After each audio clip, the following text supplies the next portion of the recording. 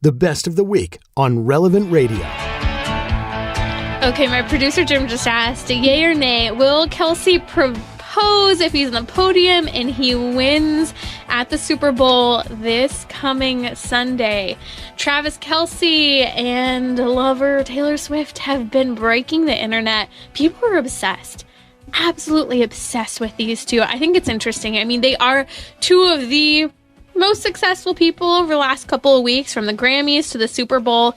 And it's interesting because every time I open my phone, whether it's Twitter, Instagram, the news, someone shared something, even a lot of fake news. People keep throwing these fake news videos about them being engaged or expecting a baby. All of it's bogus. It's not true. In fact, Travis Kelce this week addressed rumors that they were secretly engaged or soon to be so, and he said something along the lines of he's just focused on one ring right now, and that's winning the Super Bowl ring this weekend. But if he wins, will he propose? I don't know. But what's intriguing to me are two things. On one side, you see this massive obsession when it comes to Kelce and Swift. Why do you think that is? I'd love to hear from you. You can go and answer that question on my social media. It's a little bit of an intriguing conversation, but I really want to hear your thoughts on why people so adamantly object to the possibility that Taylor Swift and Travis Kelce, quote, are already looking at getting engaged, or why people object to the fact that they're moving so quickly. It was funny because people really found out about Kelce and Swift for the most part when they saw Kelce's mom and Taylor Swift sitting together in the stands. And for that was already too much too soon. Is she a girlfriend sitting with the mom? It was interesting to me to see just the response of, whoa, this is happening a little too quickly, and people felt uncomfortable. I was talking to my sister about this earlier. She's a huge Taylor Swift fan. And my thought has always been, okay, people are obsessed because they love a good love story. She's extremely popular. But on the other side of it, people are objecting to her getting married, to her settling down and having a family. Why is that?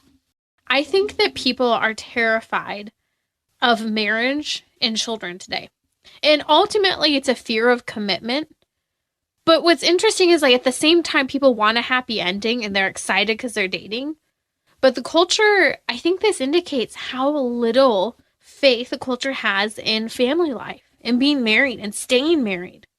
It's interesting because the news, the tabloids, practically since that people saw Taylor Swift with Travis Kelce's mom in the stands as almost their announcement that they're together, basically, ever since then, people have already been talking about them getting married and having kids.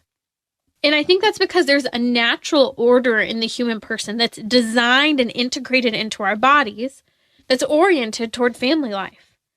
But on the flip side of it, reality, the culture we live in, I think we know it's not as picturesque as it seems.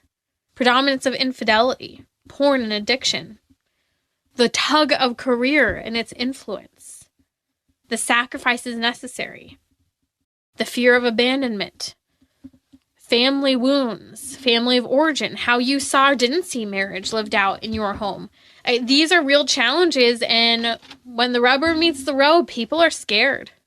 We fear, I think, intrinsically because we know that marriage is about having kids, though. That's what's intriguing to me. I think the greatest fear about marriage is because of the fear of family life, the fear that your life is, quote, seemingly over. And it is. When you get married, and just think about it, when God has called people historically, look at the Old Testament to the New Testament, when he calls them for a great mission, he changes their name. Abram to Abraham, Sarai to Sarah, Simon to Peter. I could go through name after name where we saw these changes in sacred scripture. With a name change comes a new mission and a great sacrifice. And just for food for thought for a moment, when you get married, historically, you take on the name of your spouse if you're a woman. And I know a lot of people object to that. It's very trendy not to change your name or to slide your former last name into your middle name. It's another topic for another day. But what's interesting is that that's what intrinsically we know marriage is about. Because when you have another human being you're responsible for, especially the idea of having a child, well, you know your life has to change. Your life is over because you have a new mission. Your life as you know it has been nuked. And that's okay.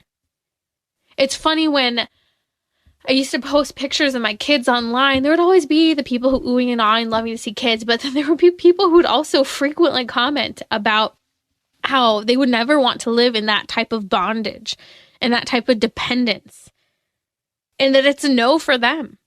And that's what our culture thinks. And this is why I think we have this visceral response and objection from many people to Taylor Swift and Travis Kelce. At first, they were not just obsessed, but excited. But when things started to be moving quickly, well, I don't know about this. Kelce and Swift have wooed us the last 3-4 months. They seemingly are the number one thing people, I guess you could say, couple, discussed online. But when it comes to whether or not they'll get married, I don't know.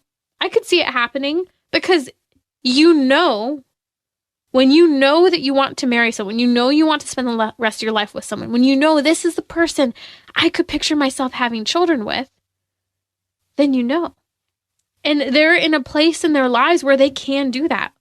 But I think part of the reason why people also object is they know that that's a total change in Taylor Swift and Travis Kelce's future, their careers, their slowdown in terms of what they produce.